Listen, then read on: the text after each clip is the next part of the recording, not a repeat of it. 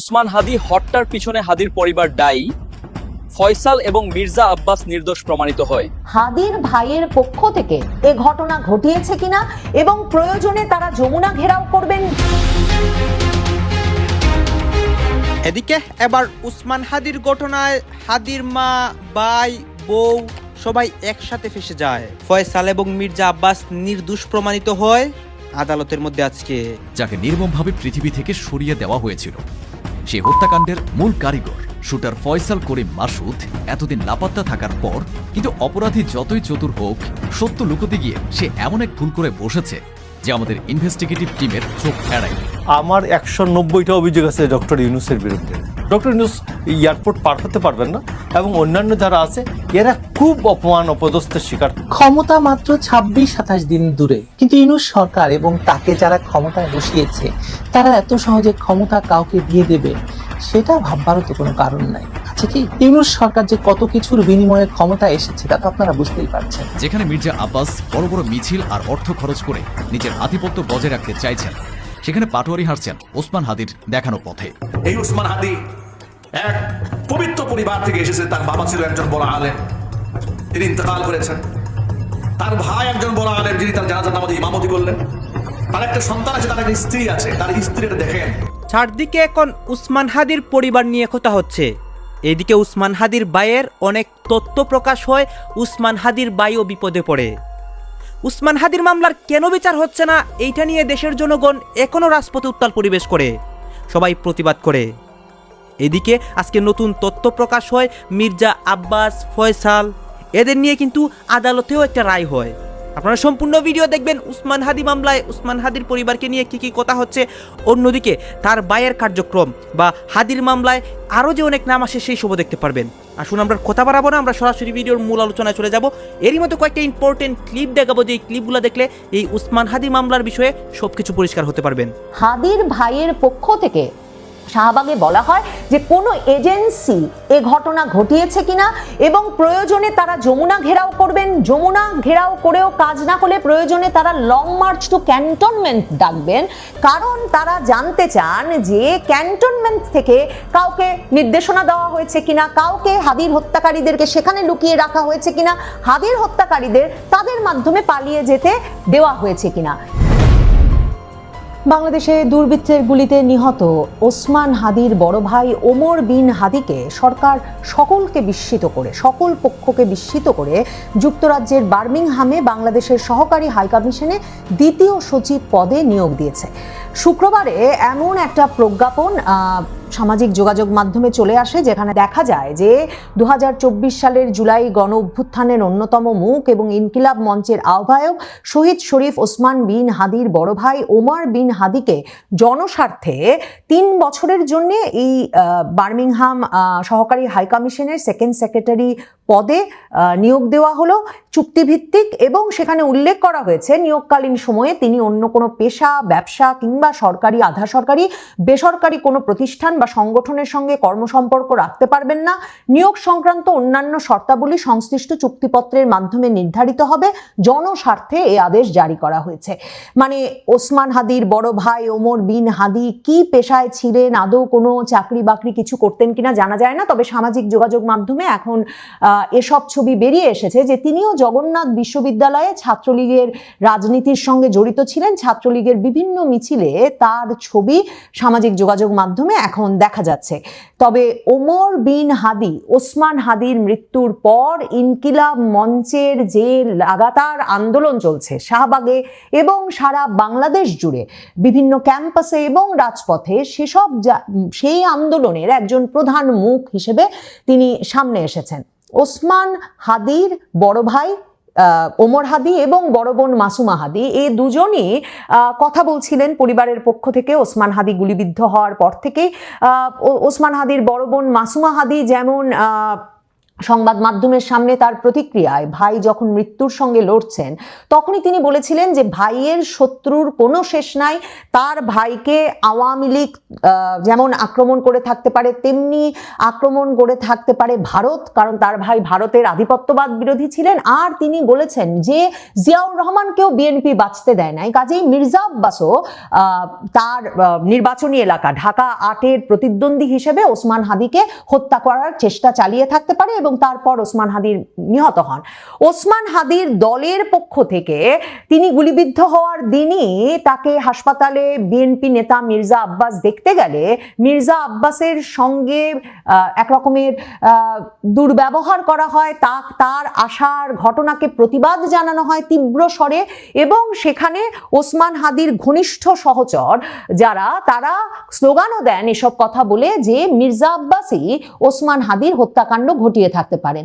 এরপর ওসমান হাদিকে যারা গুলি করেছে সেই ব্যক্তিবর্গ ভারতে পালিয়ে গেছে। এত বড় একটা মানে সারা জাগানো হত্যাকাণ্ড ঘটানোর পর রাতেই তারা ভারতে পালিয়ে গেছে। এবং দুবাইয়ের বুর্জ খলিফার পাশে বিলাসবহুল ফ্ল্যাট, নাকি ঢাকার পুরনো কোনো ম্যাচের অন্ধকার ঘর?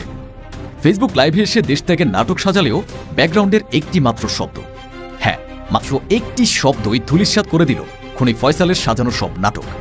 আদালত তাকে উঠিয়ে তার জন্য 5 দিনের রিমান্ড চাওয়া হয়েছে। নিজের অজান্তে লাইভে কি এমন প্রমাণ রেখে গেলেন তিনি, যা দেখে গোয়েন্দাদেরও চোখ কপালে? সত্যটা জানার পর আপনার গায়ের লোম দাঁড়িয়ে যাবে। পেয়েছে বলে কিন্তু তাদেরকে এই মামলাটায় গ্রেপ্তার দেখানো হয়েছে। শহীদ শরীফ ওসমান হাদি, যার রক্তে রঞ্জিত হয়েছিল রাজপথ, যাকে নির্মমভাবে পৃথিবী থেকে সরিয়ে দেওয়া হয়েছিল, সেই হত্যাকাণ্ডের মূল কারিগর শুটার ফয়সাল করিম মাসুদ এতদিন লাপাত্তা থাকার পর হঠাৎ ফেসবুক লাইভে নিজেকে নির্দোষ দাবি করে শোনালেন দুবাইয়ের গোল্ডেন ভিসার গল্প। কিন্তু অপরাধী যতই চতুর হোক, সত্য লুকোতে গিয়ে সে এমন এক ভুল করে বসেছে যে আমাদের ইনভেস্টিগেটিভ টিমের চোখ এড়ায়নি।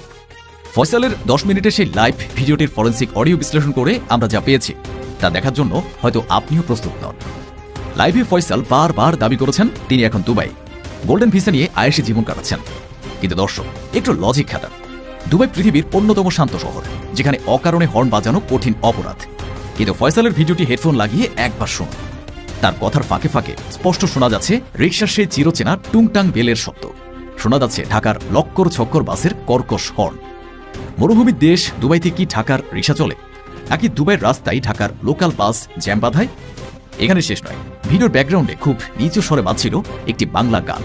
দুবাইয়ের কোনো হাই রাইজ বিল্ডিং এর প্রাইভেসি ভেদ করে পাশের ফ্ল্যাট থেকে বাংলা গান ভেসে আসাটা কি কাকতালীয়, নাকি পুরোটাই সাজানো নাটক? এই রহস্যের জট কিন্তু এখানেই খুলছে না, সামনে অপেক্ষা করছে আরও বড় চমক। ফয়সালের এই নিখুঁত মিথ্যার মুখোশ আমরা টেনে ছিঁড়ে ফেলব। সত্যের সন্ধানে আমাদের এই সাহসিকতাকে সমর্থন জানাতে এখনই সাবস্ক্রাইব করুন স্রোত নিউজে। পাশের বেল আইকনটি চেপে দিন, কারণ অপরাধীদের গোপন আস্থানা আমরাই খুঁজে বের করি সবার আগে। ফয়সাল লাইভে একটি অদ্ভুত অজুহাত দিয়েছেন। তার 5 বছরের ভাগিনা নাকি তার মোবাইল ফোনটি ভেঙে ফেলেছে, তাই তার কাছে কোনো পুরনো তথ্য বা সিম নেই। একজন আইটি বিশেষজ্ঞ হয়েও তিনি এমন হাস্যকর কথা কেন বললেন? আসলে এটা কোনো দুর্ঘটনা নয়, এটি ছিল নিজেকে আড়াল করার এক সুপরিকল্পিত ছক। তিনি জানেন তার পুরনো ফোন বা সিম চালু থাকলে ডিজিটাল ফুটপ্রিন্ট বা টাওয়ার লোকেশন ট্র্যাক করে পুলিশ তাকে নিমিষেই ধরে ফেলবে। তাই কি ফোনটি তিনি নিজে নষ্ট করে ফেলেছেন, নাকি নতুন ডিভাইসে নতুন পরিচয়ে ঢাকারই কোনো জনাকীর্ণ বস্তি বা কলোনিতে আত্মগোপন করে আছেন? নির্দোষ সাজার নাটকে ফয়সাল নিজের অজান্তে নিজের গর্ত করেছেন। তিনি স্বীকার করেছেন একটি সরকারি প্রজেক্ট পাইয়ে দেওয়ার নাম করে হাদির কাছ থেকে তিনি 5 লাখ টাকা ঘুষ নিয়েছিলেন। একজন প্রফেশনাল মানুষ কেন ঘুষ নেবে, আর কেনই বা টাকা ফেরত চাওয়ার পর থেকেই হাদির সাথে তার দ্বন্দ্ব? তদন্তকারীরা বলছেন এই 5 লাখ টাকাই ছিল কোন এক বিশাল চক্রান্তের অগ্রিম পেমেন্ট। টাকার লোভী কি তবে এই নির্মম হত্যাকাণ্ড? ফয়সাল দাবি করেছেন হত্যাকাণ্ডের ঠিক 10 মিনিট আগে তিনি ঘটনাস্থল ত্যাগ করেন। তিনি কি জ্যোতিষী যে জানতেন 10 মিনিট পরেই গুলি চলবে? তদন্ত বলছে এটি মোটেও কাকতালীয় নয়। ফয়সাল সেখানে গিয়েছিলেন রেকি করতে। হাদি সেখানে উপস্থিত আছেন কিনা এবং পালানোর রাস্তা ক্লিয়ার আছে কিনা সেটা নিশ্চিত করে তিনি তার শাগরেদদের সিগন্যাল দিয়ে সরে পড়েন। আমার এই ক্যাপশনটা দেখে অনেকের কাছে একটু আশ্চর্যজনক মনে হবে যে ডক্টর ইউনূস সরকার কিভাবে বিএনপিকে বিপদে ফেলে যাচ্ছে, যেটা নিয়ে বাংলাদেশের জনগণের বড় একটা অংশ আমরাই নিউজটা কিন্তু করব তখন। এখন এই যে ঘটনাগুলা সাধারণ মানুষের মধ্যে ক্ষোভ তৈরি করবে, কারণ বাংলাদেশের কোনো মানুষ এই সিদ্ধান্তটাকে পজিটিভ নেবে না। কথা বলছি রোহিঙ্গা ইস্যু নিয়ে। যখন রোহিঙ্গাদেরকে বাংলাদেশে জায়গা দেওয়া হলো তখন একটা প্রেক্ষাপট ছিল। ওই প্রেক্ষাপটের পরে বিষয়টা তো আমাদের জন্য একটা হেডেক হয়ে গেল। ভাই রোহিঙ্গাদের প্রতি আমার কোনো অ্যালার্জি না, আপনারা বুঝছেন, বাট জাতিগত হিসাবে, রাষ্ট্র হিসাবে আমরা চাই আপনাদের রাষ্ট্রে যত দ্রুত আপনাদের যাওয়ার সুযোগ আছে ততটুকুই যাওয়া উচিত, তাই না? রোহিঙ্গাদেরকে বাংলাদেশের নাগরিকত্ব দেওয়া হোক, এটা আমরা পছন্দ করি না, কিন্তু আমরা নিজেরাই পৃথিবীর বিভিন্ন দেশে আবার গিয়া রোহিঙ্গা সাজ্জা ওই সব দেশের পাসপোর্ট নেওয়ার চেষ্টা করি। তো সেই হিসাবে আবার এটা হয়তো জায়েজ, বাঙালি পৃথিবী জুড়ে কি সাজাতে যাবে, রোহিঙ্গাই তো সাজেন, তাই না, রাজনৈতিক মামলা। বাট আমি বলতেছি কোন জায়গায় ঘটনাটা অন্য জায়গায়। সৌদি আরবে আপনার ৬৯,০০০ রোহিঙ্গা বসবাস করে। সেই ৬৯,০০০ রোহিঙ্গাকে বাংলাদেশি পাসপোর্ট প্রদানের একটা চাপ ছিল সৌদি সরকারের পক্ষ থেকে, যে তাদেরকে যেন বাংলাদেশ পাসপোর্ট দেয়। এটা আওয়ামী লীগ সরকারের সময় থেকে চলমান। তো এখন এই যে চলমান প্রক্রিয়াটা আওয়ামী লীগ কিন্তু করে নাই, এখন এটা এসে পড়ছে কার কাঁধে? ডক্টর ইউনূস সরকারের কাঁধে। তো আমাদের স্বরাষ্ট্র উপদেষ্টা যে বক্তব্য দিয়ে আসছেন, এটা এখন তো এটা তো একটা আশ্বাস, কি রাষ্ট্র টু রাষ্ট্র একটা কিন্তু বক্তব্য, কূটনৈতিক বক্তব্য। এখন এই বক্তব্য তিনি যখন দিয়ে আসতেছেন, আশ্বাস দিয়ে আসতেছেন, এই সরকারও তার মেয়াদ নাই, তাহলে কার কাঁধে চাপবে? বিএনপির কাঁধে। তো বিএনপি যদি আইসা এই ৬৯,০০০ রোহিঙ্গাকে পাসপোর্ট দেয়, জনগণকে এটা পজিটিভ নেবে? অবশ্যই না। বাংলাদেশি পাসপোর্ট প্রদানের প্রক্রিয়া দ্রুততর করার আশ্বাস দিয়েছেন স্বরাষ্ট্র উপদেষ্টা লেফটেন্যান্ট জেনারেল মোহাম্মদ জাহাঙ্গীর আলম চৌধুরী। আমার মনে হয় যে ভাইকে স্বরাষ্ট্র উপদেষ্টা না বানিয়া মানে কমেডি উপদেষ্টা বানানো দরকার ছিল। মানুষ কিন্তু নাইস, আবার চিন্স আছে, আমার কাছে অনেক কিন্তু ভালো লাগে, বাট স্বরাষ্ট্র উপদেষ্টার যে পদটা, এটা একটু ভারী টাইপের পদ। গেল ১৫ই জানুয়ারি সচিবালয়ে, স্বরাষ্ট্র মন্ত্রণালয় তার কার্যালয়ে বাংলাদেশি নিযুক্ত সৌদি আরবের রাষ্ট্রদূত ডক্টর আব্দুল্লাহ জাফর বিন আবিয়া, ওনার সাথে মানে সাক্ষাৎ হয়। তো সৌদির যেহেতু এত ফিরিতি, তোরা প্লেন দিয়ে লয়ে যাস না কেন? আর তারা তো সৌদিতে আছে, এত বড় দেশ, কোন এক মরুভূমিতে দিয়ে দে বাবা। মানে কেউরা নিজের কাঁধেই বিপদ নিতে চায় না। এরা কোথায় আছে আপনি দেখেন। স্বরাষ্ট্র মন্ত্রণালয়ের উপপ্রধান তথ্য কর্মকর্তা বলছেন, বৈঠকে সৌদি আরবে বসবাসরত ৬৯,০০০ রোহিঙ্গাদের বাংলাদেশি পাসপোর্ট প্রদানের অগ্রগতি, জনশক্তি রফতানি, পারস্পরিক ব্যবসা বাণিজ্য বৃদ্ধি, বিভিন্ন বিষয় নিয়ে, নির্বাচন, অনেক কিছু নিয়ে আলোচনা হয়। তো সৌদি আরবে অবস্থানরত যে ৬৯,০০০ রোহিঙ্গাকে পাসপোর্ট প্রদানের যে প্রক্রিয়া, এটা কি অবস্থা জানতে চান উপদেষ্টা বলছেন, উল্লেখযোগ্য অগ্রগতি তারা কইরা ফেলছেন। পাসপোর্ট অধিদপ্তর এবং সৌদি আরবে অবস্থিত বাংলাদেশ মিশন সমন্বিতভাবে কাজ করছে। কাজ দ্রুত শেষ করতে ঢাকা থেকে নাকি বিশেষ টিমও পাঠিয়ে দেওয়া হয়েছে। আবেদনের তুলনায় পাসপোর্টের এনরোলমেন্টের জন্য উপস্থিতির হার কিছুটা কম, আর সৌদি আরবের ইন্টেরিয়র মিনিস্টারকেও এ ব্যাপারে অবহিত করা হয়েছে। কেন ভাই? আমি সৌদির অনেক কিছু আমার পছন্দ না, এত বড় দেশ, তুরা জায়গা দে। আরে তুরার দেশে তো আছে, এমন না যে প্লেন ভাড়া নিতে হবে, তেল খরচ হবে বা প্লেন ভাড়া লাগবে। আসলে বাংলাদেশের কাঁধে অনেক কিছু চাপানোর চেষ্টা হয়। শেখ হাসিনার সময় কিন্তু এই চেষ্টাটা চলছে, বাট এটা ডেমো দিচ্ছি, সম্পর্ক তো খারাপ করা যায় না। কেন জানা? কারণ বাংলাদেশের বড় একটা রেমিটেন্স মিডল ইস্টে, সৌদিতে ব্যবসা বাণিজ্য, সাহায্য সহযোগিতা, দুম্বার মাংস, কুরবানি আসলে খেজুর খাইতেছেন, দুম্বা আসতেছে, এগুলো সৌদি থেকে আসে। সো বাংলাদেশ অনেক কারণে সৌদির উপর ডিপেন্ডেবল। তো সেই ডিপেন্ডেবল মেন্টালিটি থেকে আপনাকে যদি কূটনৈতিক সম্পর্ককে জীবিত রাখতে হয়, তাহলে সৌদির আবদার আপনাকে মানতে হবে। তো যেই সরকারের এসে তারা কিন্তু লাড়াচাড়া করে সময় ক্ষেপণের চেষ্টা করতেছে। ক্ষমতা মাত্র ২৬-২৭ দিন দূরে, কিন্তু ইউনূস সরকার এবং তাকে যারা ক্ষমতায় বসিয়েছে তারা এত সহজে ক্ষমতা কাউকে দিয়ে দেবে, সেটা ভাববারও তো কোনো কারণ নাই, আছে কি? ইউনূস সরকার যে কত কিছুর বিনিময়ে ক্ষমতা এসেছে তা তো আপনারা বুঝতেই পারছেন। চোখের সামনে নিশ্চয়ই দেখতে পাচ্ছেন যে সেন্ট মার্টিন, এলএনজি, চট্টগ্রাম বন্দর সহ সবকিছু একে একে বিদেশিদের হাতে চলে যাচ্ছে। এগুলো তুলে দেওয়ার জন্যই তাকে ক্ষমতায় বসানো হয়েছিল, কারণ শেখ হাসিনা এগুলোর কোনোটাই বিদেশিদের হাতে তুলে দিতে রাজি ছিলেন না। কিন্তু ইউনূস চুক্তি করলেন, বিদেশিদের হাতে দেশকে তুলে দিলেন। এসব চুক্তির কোনো শর্তই আমাদের জানা নেই, আছে? আমরা তো জানি কেবল একটি অপ্রকাশযোগ্য চুক্তি বা এনডিএ স্বাক্ষর করেছেন ডক্টর মোহাম্মদ ইউনূস এবং তার সরকার।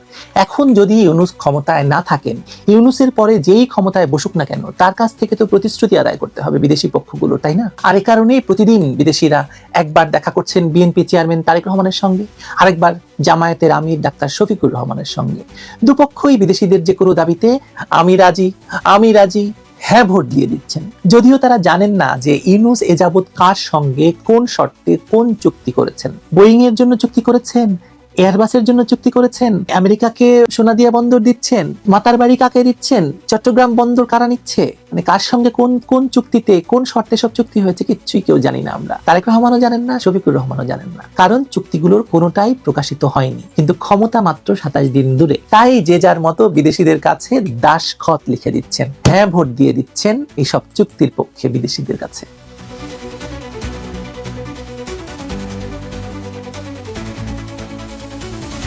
যে দেশের নাগরিকরা এখনো জানে না তাদের ভবিষ্যৎ কৃষি জমি, ব্যাংকিং ডেটা কিংবা সমুদ্র বন্দর কার হাতে চলে যাচ্ছে, সেই দেশের দুই প্রধান দলের নেতা দেশের প্রধান রাজনৈতিক দলটির অনুপস্থিতিতে এদের দুজনের যে কেউই মাত্র ২৭ দিন পর দেশের প্রধানমন্ত্রী হতে পারেন। নির্বাচনের আগেই তারা হ্যাঁ বলে দিলেন, কারণ ট্রাম্প চান শুধু তুলা, তেল, বোয়িং সহ মার্কিন পণ্যের বিক্রি বাড়াতে। আর এই দুজন অর্থাৎ তারেক রহমান এবং ডাক্তার শফিকুর রহমান তারা চান কেবল ক্ষমতার নিশ্চয়তা, প্রধানমন্ত্রী হতে। ইউনূস সরকারের সঙ্গে যুক্তরাষ্ট্র যে নন ডিসক্লোজার চুক্তি, এখানে কি কথা হচ্ছে? অনেকে কিন্তু অনেক কথা বলতেছে, অনেকে আলোচনা করতেছে, অনেকে সমালোচনা করতেছে। বিশেষ করে এখানে উসমান হাদির মামলার বিষয় নিয়ে কথা হয়, উসমান হাদির ভাই বা উসমান হাদির ফ্যামিলি নিয়ে কথা হয়, বা বাংলাদেশের রাজনীতি নিয়ে ডক্টর ইউনূসের বিষয়ে অনেক কথা হয়। এই বিষয়গুলো নিয়ে আপনাদের মন্তব্য কি?